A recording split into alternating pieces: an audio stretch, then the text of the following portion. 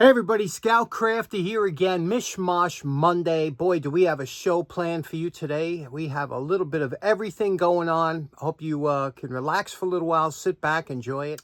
We stopped by the Long Island Tool Meet last week.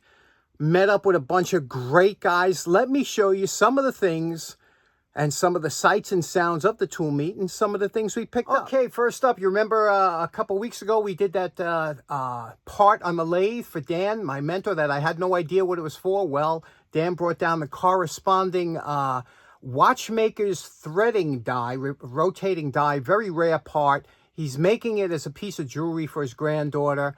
And check it out. How cool is this? Even more rare than the watchmaker tool is the instructions that go with it. So Dan thought it'd be a good idea to get this on the web somehow. And listen to this. You could see how that beautifully fits. And you can see now the stone just attaches to the back of that, and it makes for a beautiful necklace. That is terrific. Lenny is a machinist, so he always has absolutely beautiful stuff. Look at this tabletop surface grinder, very rare. And this beautiful small Sears lathe for $300 with the motor.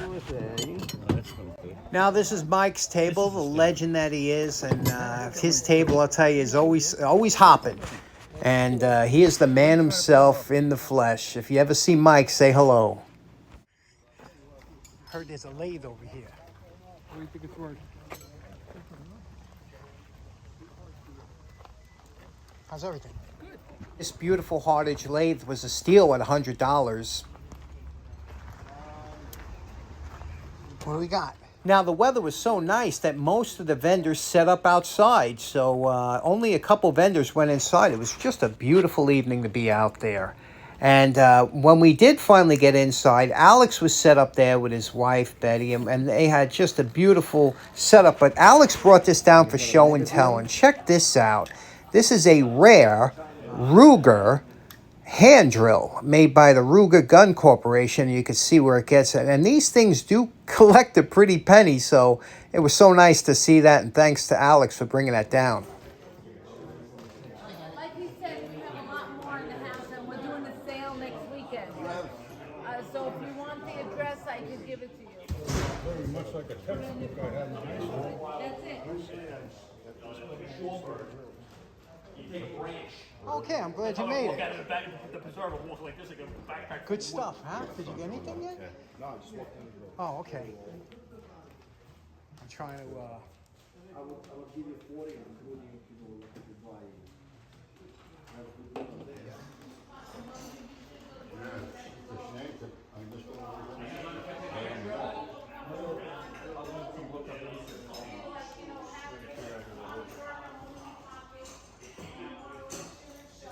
Okay, next up, my buddy Joe came down and he gave me this, and this is a very interesting. It's a wooden ruler, as you know, but do you remember this is from 1936? And you could see the printing on here, and it's in beautiful shape. And this was a giveaway. You can see here it's got the calendar for 1936 on here. And do you remember when they used to give things away at banks, and not just for Christmas time, but also even gas stations and stuff? I don't know. Do you know of anybody giving away anything anymore? That's free stuff, because that was such a good way to get people to come to your establishment. Anyway, excellent, beautiful condition. Thanks, Joe, for that. Next up, my buddy Bruce Grunton came down. And Bruce does a lot of tag sales, things like that. And he finds some great stuff. And he brought down, do you remember, these are replacement. You know I'm a big fan of LED lights. And I'm not crazy about modern stuff, but you cannot deny how nice the LED lights are as far as saving you electricity around your home. And what's nice about this, these are made to put in your recessed lighting. You see, it's got the cap there. You can screw it in, put this on. And what's so nice about this is, and I always look for this. This is the color chart I was telling you about. And this one here is 2700, which is a warm, very pleasing light. When you get up here around the 6000, it becomes very harsh. And for most instances, I can almost guarantee your wives are not going to be happy with you if you replace a nice, warm, regular incandescent bulb and you put in a harsher light. This, she won't know the difference, and it only uses 9 watts. So these are fantastic. And also, look at this. This is pretty cool. I love old-timey timers. This one here is I guess it must be a digital timer, but you can put it into your wall, whatever. So let's say you're going into the room, you could hit 5, 10, 15, 30 minutes, and great way to save electricity. Made by Leviton, great stuff. Look at this old-timey chime bell you got. Now, you can tell this is vintage, and not too, maybe 80s or something, but you could tell with the wood grain, you know, that's kind of, you don't see that too much anymore. But Bruce, thanks so much for that. This stuff is great. Okay, next up, you know, every time I go to the Long Island Tool Meet, I always meet up with my buddies Roger and his brother Mike. Two great guys, and I always wind up getting stuff from them. And actually, Mike brought down a bunch of stuff. He says, I know you'd be interested. This is all knob and tube. Back then, in the early days of electricity, before we went with what we have BX here in the city, and then we went, you know, conduit, and then also with Romex, things like that. The wiring was run kind of 2 pieces of wire with porcelain insulators in between. In fact, here's some armored cable coming into a separator, you see here, and the armored cable will come in, and then the 2 wires will come out. You'd have a neutral and a positive, a hot, and they had the wall switches here. This is a push button switch. This one here is missing the button, but it was all porcelain. Everything was porcelain. They had these going into the ceilings that would separate the wire. It was just interesting. I'm going to go through that, but this is real interesting. Look at this here. This is porcelain, and it's a transformer for your bell. You know, I bet you this still works, but you can see here it was taken out of service. Again, they cut it, and they were nice enough to leave a little bit of a extra wire here in case you want to clip in. But isn't that nice? Magic transformer. How cool is that? So that's real good. Thanks for that, Mike. But let me show you the other things I got from Mike. You know, I stopped buying tools, but Mike couldn't get the stuff out of his box fast enough. Everybody was around his table.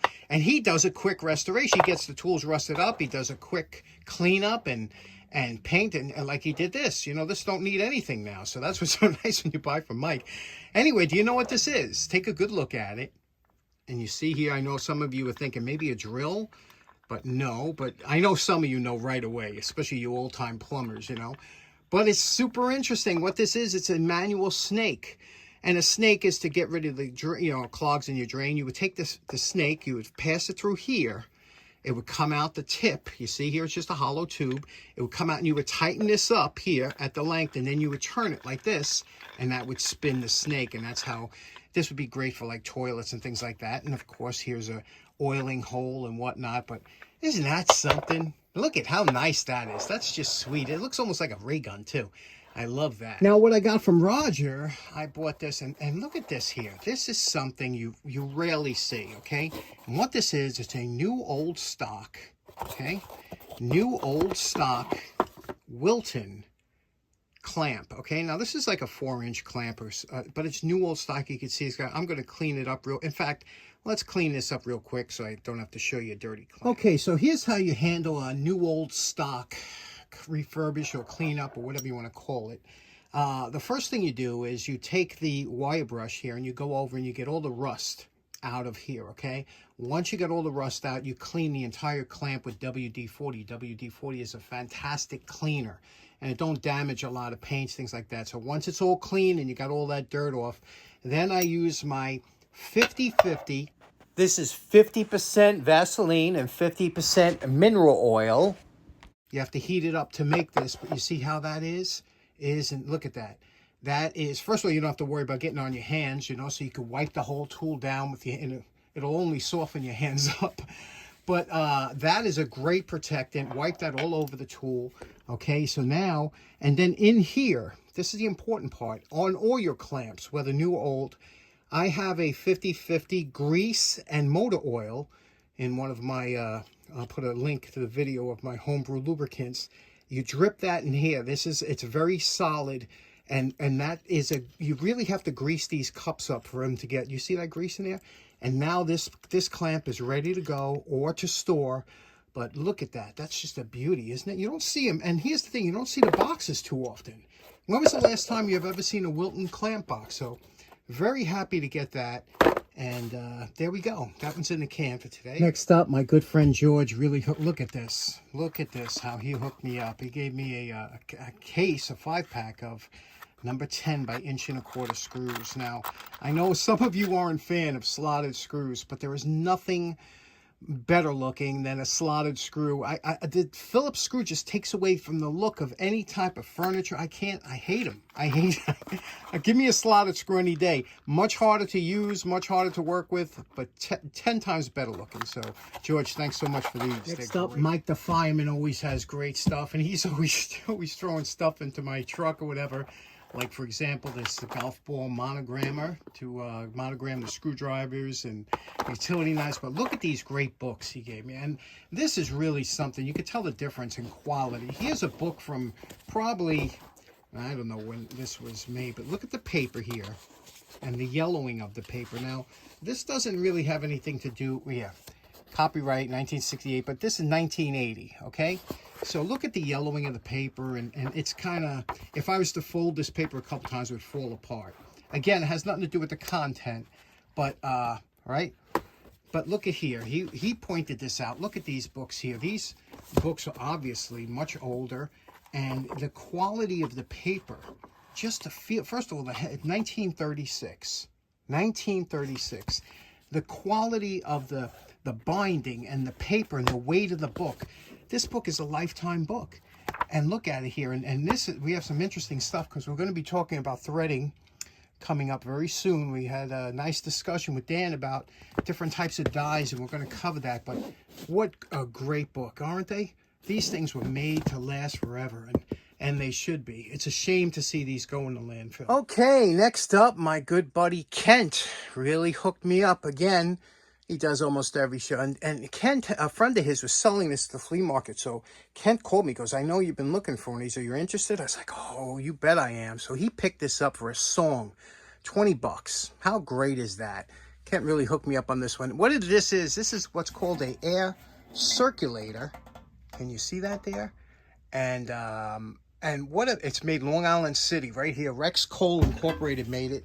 And these were big back in the 50s and 60s, and what it was obviously you'd use this like as a little stool or anything that you wanted to put on here, plants or anything, but it's an air circulator, and it was a fan that you could put in the middle of the room, and you see the blades there and the motor in there, and there's a little cone on top that when this went on, it would circulate the air. And isn't that just beautiful? This would be a great restoration. Could do some really nice retro colors on here.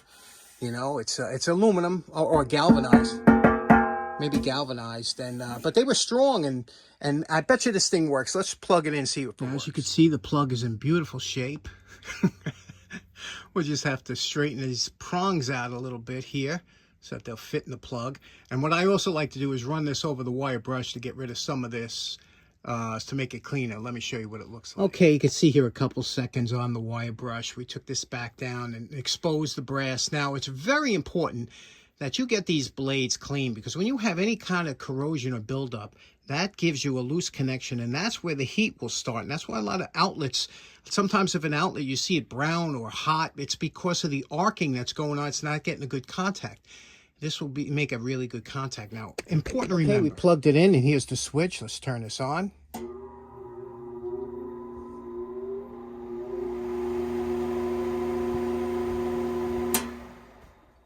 Beautiful. Now, you can see the rundown. It's not that long. It's because it needs a lubrication, but it runs fine.